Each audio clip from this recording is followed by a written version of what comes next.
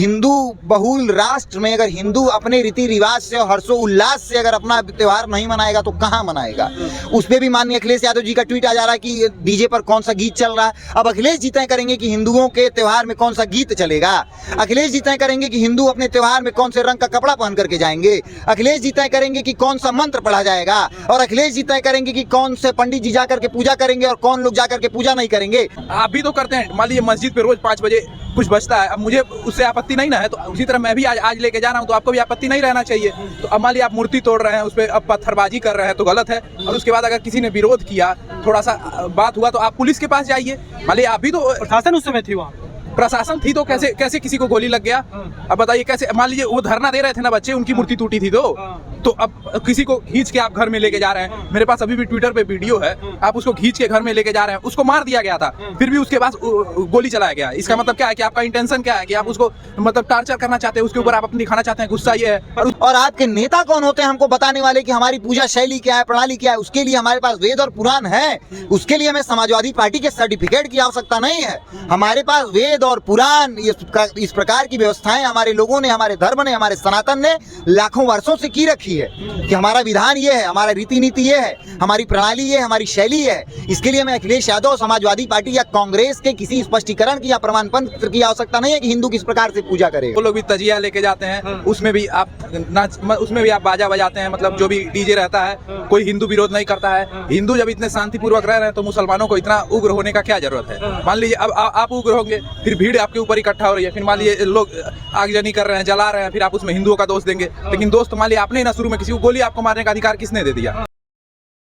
बहराइच में जो कांड हुआ है दुर्गा पूजा विसर्जन के दौरान, इसे कैसे देखते हैं? देखिए, बहराइच में जो कांड हुआ है, अगर आप उस पर पूरा प्रकाश डाल करके देखेंगे तो एक पार्टी है यहाँ पे, विपक्ष की पार्टी समाजवादी पार्टी।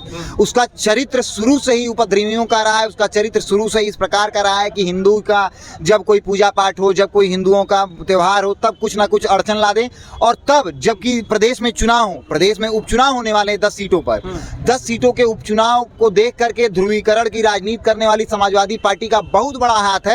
बहराइच में जो आप देखेंगे कि इस प्रकार का उपद्रव हुआ है। बताइए, अगर हिंदू बहुल राष्ट्र में अगर हिंदू अपने रीति रिवाज से और हर्षोल्लास से अगर अपना त्योहार नहीं मनाएगा तो कहाँ मनाएगा।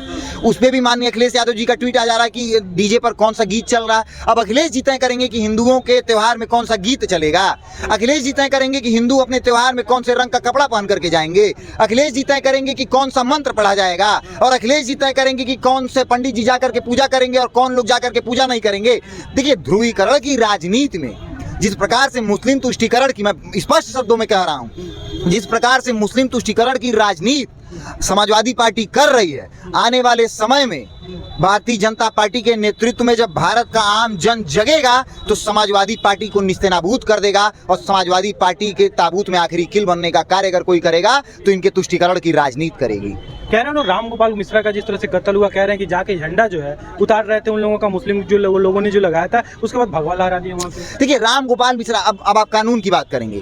राम गोपाल मिश्रा का ऐसा कोई साक्ष्य तो आया नहीं कि वो झंडा उतारे, झंडा लगाए, ये किए वो किए। तो आरोप है ना, मौखिक आरोप है। मैं लगा दूंगा कि भाई फलाना ने मेरे घर पे चढ़ करके गोली चलाया है, तो आप उसको गिरफ्तार नहीं ना कर लेंगे। साक्ष्य लेंगे ना कि भाई गोली चला है नहीं, कैमरा जांच होगा। बिना साक्ष्य के राम गोपाल मिश्रा की हत्या हो जाती है। और अगर मान लीजिए उन्होंने झंडा बदला भी है तो कानून कहाँ है। अगर मैं कोई गलती करूंगा तो हमको ये भीड़ मार देगी क्या? भीड़ को अधिकार दे देंगे क्या हत्या करने का? मेरी भीड़ को अधिकार नहीं ना देंगे। भीड़ को आप अधिकार दे देंगे। अभी मैं बता रहा हूँ, महाराजगंज में एक मामला हुआ है। महाराजगंज में शोभा यात्रा में, महाराजगंज का निवासी शोभा यात्रा निकल रही थी जब अपने त्योहार की, तो हम लोग झंडा लहराते हुए सड़क से जा रहे थे। एक छत पे से कुछ समुदाय विशेष के लोगों ने उस भगवा झंडे को खींच करके फाड़ करके फेंकने का कार्य किया है। और वहां भी वहां के जिले के समाजवादी पार्टी का बयान आया है कि क्या जरूरत है झंडा लहराने की। अरे भाई, हम शोभा यात्रा निकाल रहे हैं, उसमें गीत नहीं चलेगा, झंडा नहीं फहरेगा तो क्या करेंगे? शोभा यात्रा ले जा रहे हैं, मौन यात्रा थोड़े ना ले जा रहे हैं कि चुपचाप वैसे हाथ बांध करके चल जाएंगे। तो एक पार्टी विशेष का चरित्र रहा है उपद्रव का, एक पार्टी विशेष का चरित्र रहा है। कुछ कहने में आ रहा है कि इस समय जो सरकार है, विफल सरकार दिखते हुए नजर आ रही है। एक जो विसर्जन के समय जो प्रशासन है, प्रशासन को नहीं कंट्रोल कर पा रहा है और इस तरह की हिंसा हो जा रही है। अभी सरकार तो बीजेपी की है। देखिए, सरकार निश्चित रूप से बीजेपी की है और पहली बार मुझे लग रहा है कि पूरे शासन में इस प्रकार का कोई घटना हुआ है। और घटना क्यों हुआ है? क्योंकि 10, 20, 25 दिन में उपचुनाव है उत्तर प्रदेश की 10 सीटों पर, लेकिन भारतीय जनता पार्टी की सरकार जो प्रदेश में माननीय योगी आदित्यनाथ जी के नेतृत्व में चल रही है, मैं निसंदेह और छाती ठोक करके ये कहना चाहता हूं कि माननीय महाराज जी के नेतृत्व में आने वाले समय में कड़ी से कड़ी कार्रवाई होगी और एक नाजीर पेश करने का कार्य होगा। और इस नाजीर को देखते हुए आने वाले समय में कोई भी हिमाकत नहीं करेगा कि वो किसी भी धर्म और मजहब के त्योहार में अड़चन बनने का कार्य करे। मैं ये नहीं कह रहा हूँ कि हिंदुओं के ही, अगर मुस्लिम का त्योहार रहेगा तो कोई हिंदू भी नहीं जाता है वहाँ अड़चन पैदा करने। ठीक है भाई, उनका त्योहार है, वो मनाए, उनकी पूजा पद्धति है, उनकी प्रणाली है। लेकिन आप कौन होते हैं और आपके नेता कौन होते हैं हमको बताने वाले कि हमारी पूजा शैली क्या है, प्रणाली क्या है? उसके लिए हमारे पास वेद और पुराण है, उसके लिए हमें समाजवादी पार्टी के सर्टिफिकेट की आवश्यकता नहीं है। हमारे पास वेद और पुराण, इस प्रकार की व्यवस्थाएं हमारे लोगों ने, हमारे धर्म ने, हमारे सनातन ने लाखों वर्षों से की रखी है कि हमारा विधान ये है, हमारा रीति नीति ये है, हमारी प्रणाली ये है, हमारी शैली है। इसके लिए हमें अखिलेश यादव, समाजवादी पार्टी या कांग्रेस के किसी स्पष्टीकरण की या प्रमाण पत्र की आवश्यकता नहीं है कि हिंदू किस प्रकार से पूजा करेगा। चुनाव की जो आपने बात किया है, इस चुनाव को देखते हुए इन लोगों ने आपस में ऐसा किया है, फूट डालने वाली काम कर दी है ये लोग। ऐसा कुछ नहीं है। देखिए, योगी जी से मिलना चाहिए, बिल्कुल मिलना चाहिए, लेकिन पहले दोषियों पर कार्रवाई हो और योगी जी रामगोपाल मिश्रा जी की माता जी या पिताजी को सांत्वना दे। कार्रवाई के पहले महाराज जी से मिलकर के कोई लाभ नहीं है मुझे लगता है, क्योंकि भाई हम अपने बेटे का, आप बताइए, दुनिया में कहा जाता है कि सबसे बड़ा दुख होता है जवान बेटे का शव कंधे पर उठाना। एक पिता, एक माता कैसे अपने युवा बेटे का वो लेकर के चल जाएगा मिलने? वो दुख लेकर के, पहाड़ टूटा उनके सीने पर, कैसे चल जाएगा? तो महाराज जी से मिलना चाहिए, लेकिन महाराज जी को पहले एक कार्रवाई करा करके नजीर पेश करते हुए मुलाकात करानी चाहिए कि भाई हम इस प्रकार से मिलेंगे कि आपके बेटे को न्याय मिल गया। बाकी ईश्वर उनके रामगोपाल मिश्रा जी के आत्मा को अपने श्री चरणों में स्थान दे और न्याय के साथ महाराज जी को मिलना चाहिए उनसे। अच्छा ठीक है भैया, बात करें, क्या नाम पड़ेगा भैया? प्रत्युष मिश्रा। मिश्रा जी, कैसे देखते हैं रामगोपाल मिश्रा जी का बहराइच में हत्या हो गया है, इसे कैसे? देखिए, ये गलत है, क्योंकि किसी को भी अपना धर्म का कोई भी काम करने का स्वतंत्र है भारत में। और अगर किसी के साथ मान लीजिए कोई गलत कर रहा है तो ये गलत है, क्योंकि वो लोग भी तजिया लेके जाते हैं, उसमें भी आप उसमें भी आप बाजा बजाते हैं, मतलब जो भी डीजे रहता है, कोई हिंदू विरोध नहीं करता है। हिंदू जब इतने शांतिपूर्वक रह रहे हैं तो मुसलमानों को इतना उग्र होने का क्या जरूरत है? मान लीजिए अब आप उग्र होंगे, फिर भीड़ आपके ऊपर इकट्ठा हो रही है, फिर मान लीजिए लोग आगजनी कर रहे हैं, जला रहे हैं, फिर आप उसमें हिंदुओं का दोष देंगे। लेकिन दोस्त, मान लिया आपने ही ना शुरू में किसी को गोली आपको मारने का अधिकार किसने दे दिया? आप ही बताइए ना आप किसी को गोली मारने का अधिकार है। अब उस समय पुलिस थे, अब पुलिस वालों ने भी गलत किया। मान लीजिए अगर आपकी मूर्ति पे कोई पथराव कर रहा है, मूर्ति टूटेगी तो आपको बुरा नहीं लगेगा। मान लीजिए मैं मूर्ति लेके जा रहा हूँ, मेरे आस्था की बात है, धर्म की बात है, तभी ना मैं मूर्ति लेके जा रहा हूँ, नाचते हुए जा रहा हूँ, चाहे डीजे बजाते हुए। मान लीजिए कि मेरी मर्जी, मुझे वो गाना चलाना है, अब कोई आप रोक तो नहीं लगा सकता है ना। मान लीजिए वो अगर आपका मोहल्ला है, कुछ है, तो आप भी तो करते हैं। मान लीजिए मस्जिद पे रोज 5 बजे कुछ बजता है, अब मुझे उससे आपत्ति नहीं ना है, तो उसी तरह मैं भी आज लेके जा रहा हूँ, तो आपको भी आपत्ति नहीं रहना चाहिए।